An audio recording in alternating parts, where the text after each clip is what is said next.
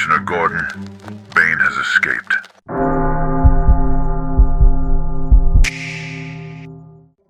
The clock did not start when you decided you were ready.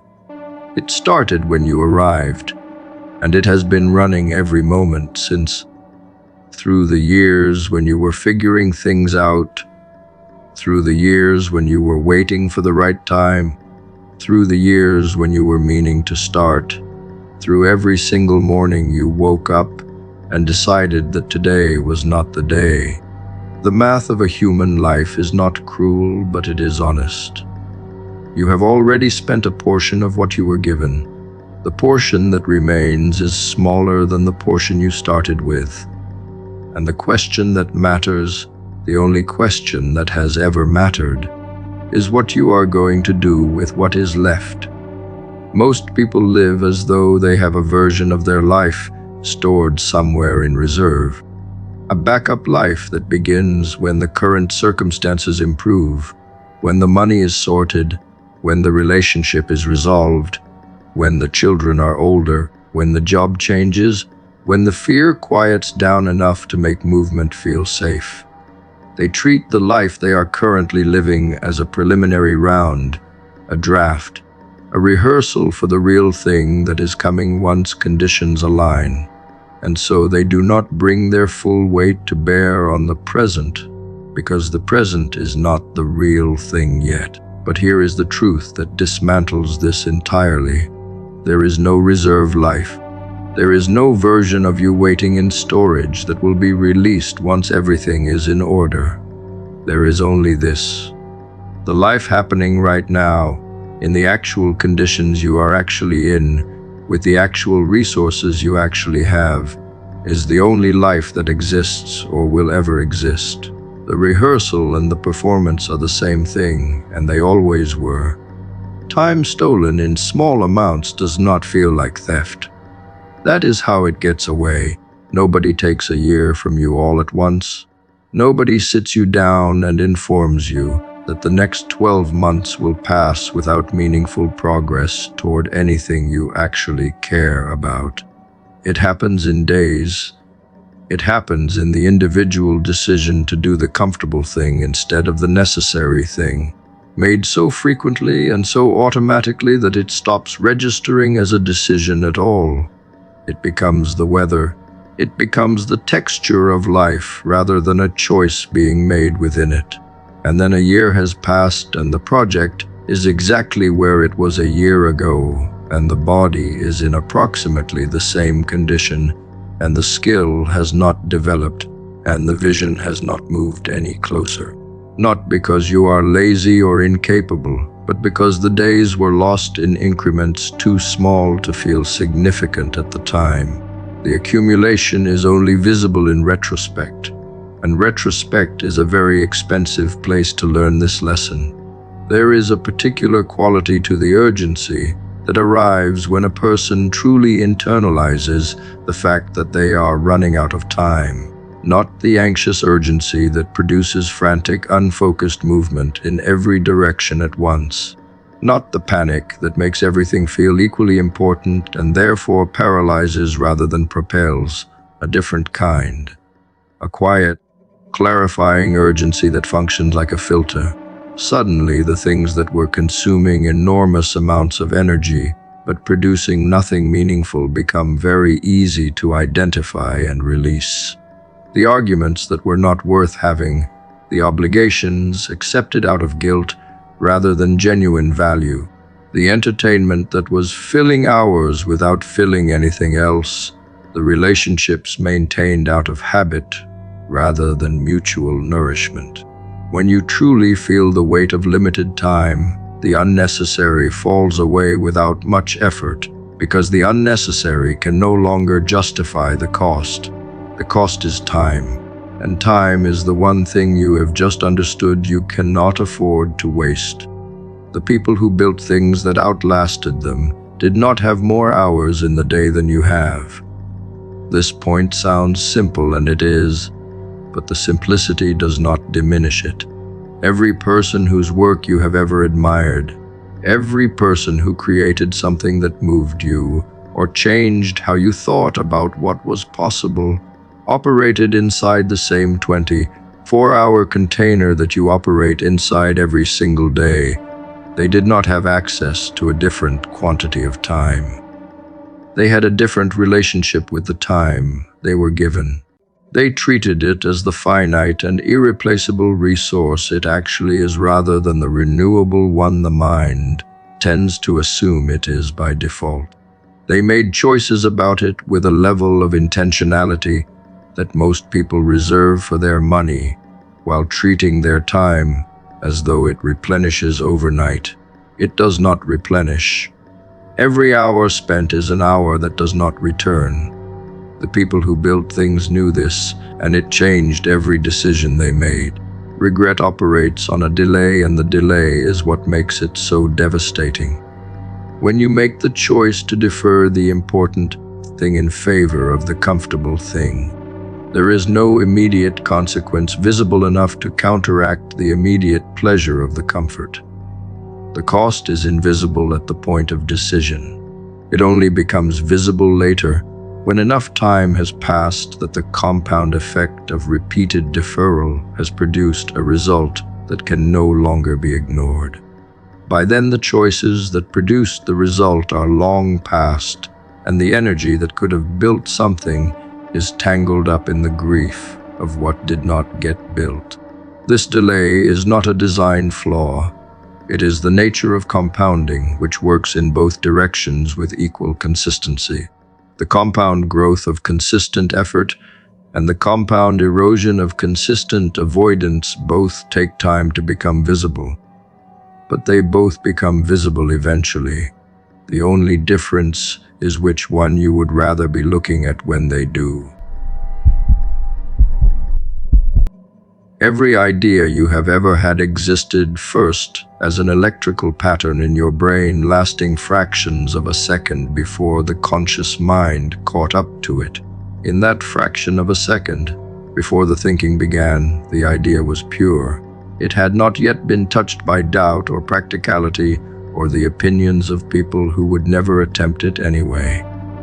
It existed in its most potent form, which is the form of pure possibility. And then the thinking started, the evaluating started, the comparing it against what you currently know how to do, and finding the gap between the idea and your current capabilities started. And in most people, that gap is where the idea dies, not because the gap is uncrossable, but because the mind, trained by years of waiting until conditions are right, looks at the gap and files the idea under someday instead of now. Someday is the largest graveyard in human history. It is where more potential is buried than in any war or famine or catastrophe ever visited upon the species. The ideas that died in the gap between conception and action would have changed the world. Most of them died because someone waited too long to begin. Leonardo da Vinci filled thousands of pages with ideas that never became physical objects during his lifetime. And history treats this as evidence of his genius, which it is, but it is also evidence of something else. It is evidence of how much can be lost between the idea and the execution, even in the mind of the most generatively brilliant human being who ever lived.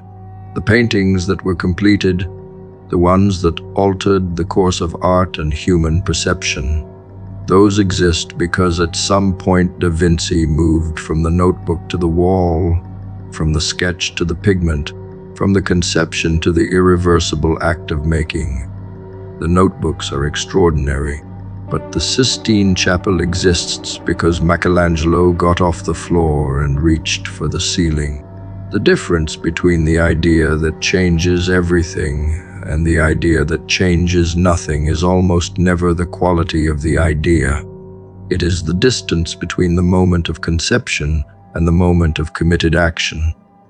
Shrink that distance, and you change what is possible for your life. Extend it, and you become a person with a rich interior life and an empty portfolio. The reason most people cannot close the gap quickly is not that they lack courage in any permanent sense.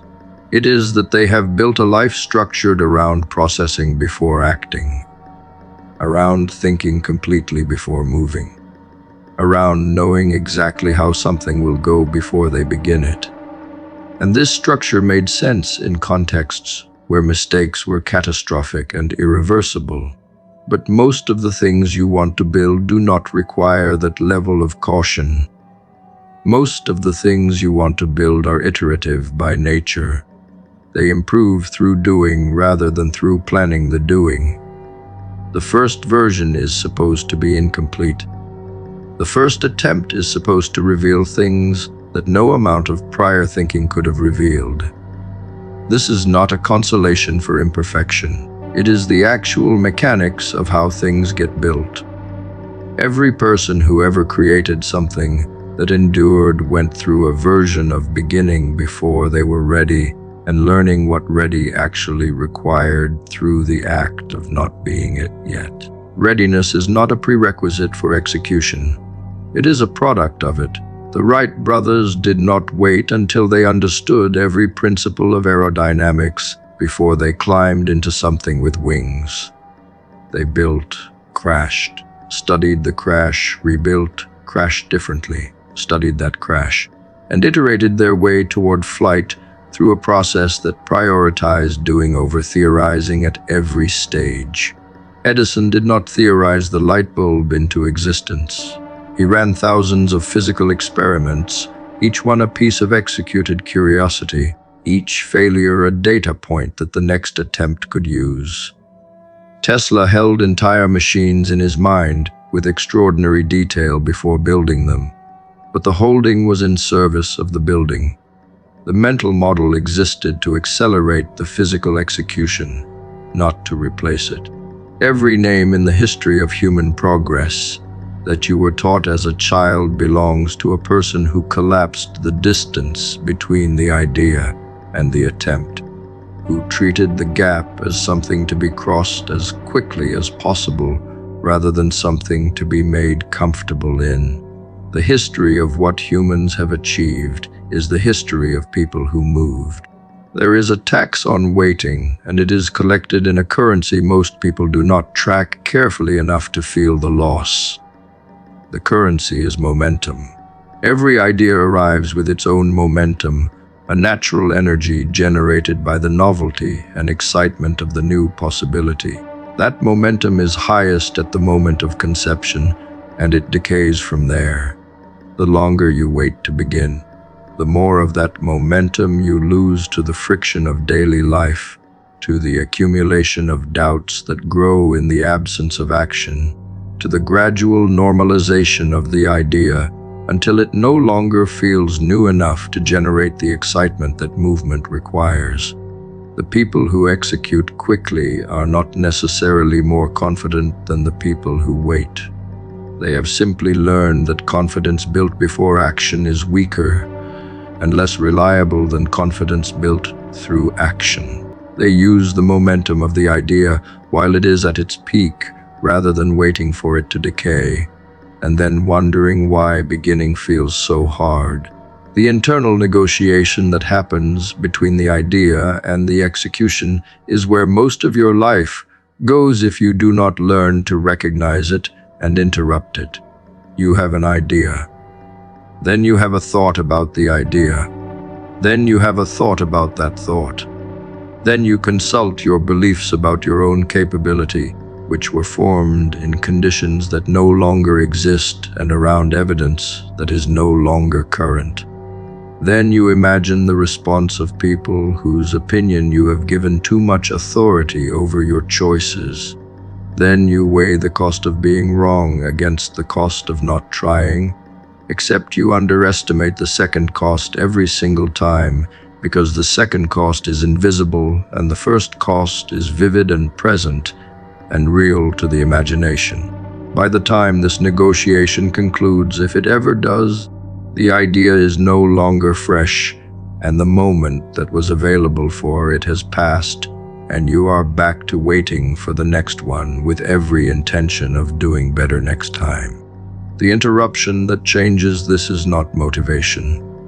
It is a decision made before the negotiation starts that the negotiation does not get a vote.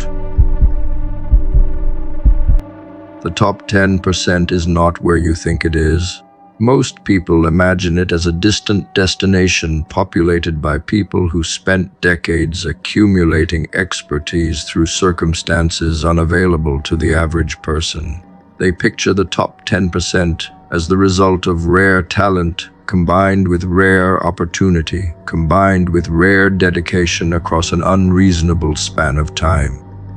And this picture keeps them from starting because they look at the distance between where they are and where they imagine the 10% to be and conclude that the journey is not worth attempting. But the picture is wrong in a way that changes everything once you see it clearly. The majority of people who enter any field do so casually. They dabble.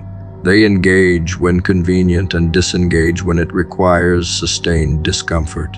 They accumulate a surface familiarity with the subject and then plateau at a level that feels like competence because everyone around them is at the same level. The top 10% is not far above the average. It is just above the point where most people stop. And most people stop very early, which means the distance you actually need to travel is far shorter than the one you imagined.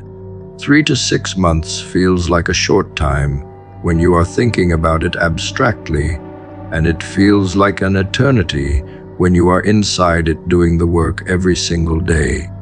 This distinction matters because people who quit always quit when the second feeling is dominant, when the inside view has consumed the outside view, and the progress that is actually accumulating has become invisible because it accumulates slowly and does not announce itself.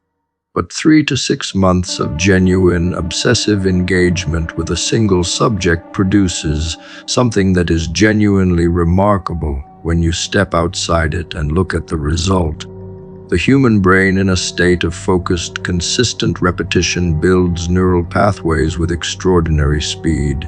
The thing that felt foreign and overwhelming in month 1 feels navigable in month 2 and natural in month 3. The vocabulary of the field becomes your vocabulary.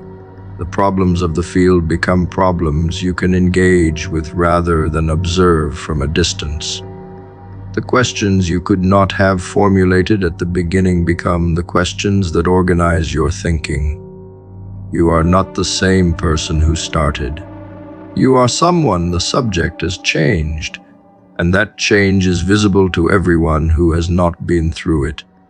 Obsession is the variable that makes the timeline possible, and most people are afraid of it, because obsession has been pathologized in a culture that treats balance as the highest virtue.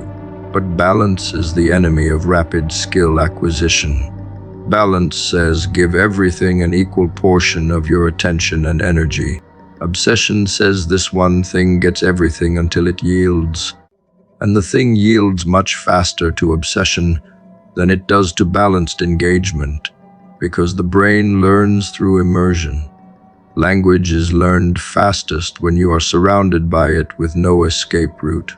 Skills are acquired fastest when they are the primary occupation of your mind across the full range of your waking hours, not just the scheduled 2 hours you carved out between other commitments. The person who spends 2 focused hours a day on a skill for 6 months is doing good work. The person who is genuinely obsessed with the skill and brings it into every available moment, who reads about it in the morning and practices it in the afternoon and thinks about it while falling asleep, that person is doing something categorically different. The timeline compresses around obsession in a way it does not compress around discipline alone. The perception of authority arrives before the reality of mastery, and this is not dishonest. It is simply how expertise actually develops and how it is actually recognized in the world. When you have spent 3 to 6 months in genuine obsessive study of a subject, You have covered territory that the vast majority of people interested in that subject have never covered. You have read the books they have not read. You have made the mistakes they have not made yet. You have developed opinions grounded in real engagement rather than surface familiarity. When you speak about the subject to someone who has not been through that process, which is most people, you are not performing authority. You are expressing the genuine difference between someone who has done the work and someone who has not. The perception of authority is the accurate recognition of that difference. The gap between you and someone who has spent 3 months in focused study and someone who has spent 3 months casually adjacent to a subject is a real gap, real enough to be useful, real enough to be worth paying for. The economy rewards the ability to solve problems that other people cannot solve, and the fastest way to develop that ability is to go deeper into a specific domain than the people around you are willing to go. Generalism has its value, but it is not where authority lives. Authority lives in specificity, in the person who knows this particular thing better than the person standing in front of them who needs it. And the beautiful and underappreciated reality of the current economy is that the specificity required to be genuinely valuable does not require decades of academic credentialing or institutional validation. It requires demonstrated ability. It requires the capacity to produce a result that the person paying you cannot produce themselves. 3 to 6 months of genuine, focused work in almost any domain of genuine human need produces a person capable of producing results that a large population of people cannot produce and would pay to have produced. The market does not ask how long you studied. It asks whether you can solve the problem. Solve the problem consistently, and your timeline becomes irrelevant. Passive living is still a choice. This is the part that needs to land before anything else can. When you drift through the days without deliberate direction, when you let circumstances decide what happens next, when you respond to whatever the environment presents without imposing your own agenda on it, you are not in a neutral state. You are actively choosing a specific outcome, which is the outcome that default produces. And default has never produced anything extraordinary in the history of the species. Default produces the average result of the average choices made by the average person operating inside the average set of assumptions about what is possible. If that is what you want, then passive living is the correct strategy. But if what you want is different from what the average life produces, then the passivity has to end. Not gradually, not when conditions improve, not after the next thing resolves itself. Now, with the life you currently have, in the conditions that currently exist, with the resources currently available to you. Aggression toward your own life is not arrogance. It is the decision that what you want matters enough to fight for it. The word aggressive makes people uncomfortable when it is applied to the pursuit of personal goals, because aggression has been associated with hostility directed outward. But the aggression being described here has nothing to do with what you take from other people or how you treat the world around you. It is an internal posture. It is the decision to stop being acted upon and start acting, to stop waiting for the world to arrange itself in your favor and start arranging what you can with what you have, to stop treating your goals as things that will happen eventually if circumstances allow, and start treating them as things you will make happen regardless of what circumstances permit. This kind of aggression is not hostile. It is clarifying. It cuts through the fog of vague intention and replaces it with directed movement. The aggressive person in this sense is not someone who takes more than their share. They are someone who refuses to accept less than what their full effort could produce. They show up to their own life with the energy of someone who understands what is at stake and has decided to match it. Action is a vehicle, and like every vehicle, it requires a destination before it becomes useful. Undirected action is movement without progress. It produces the feeling of productivity without the substance of it.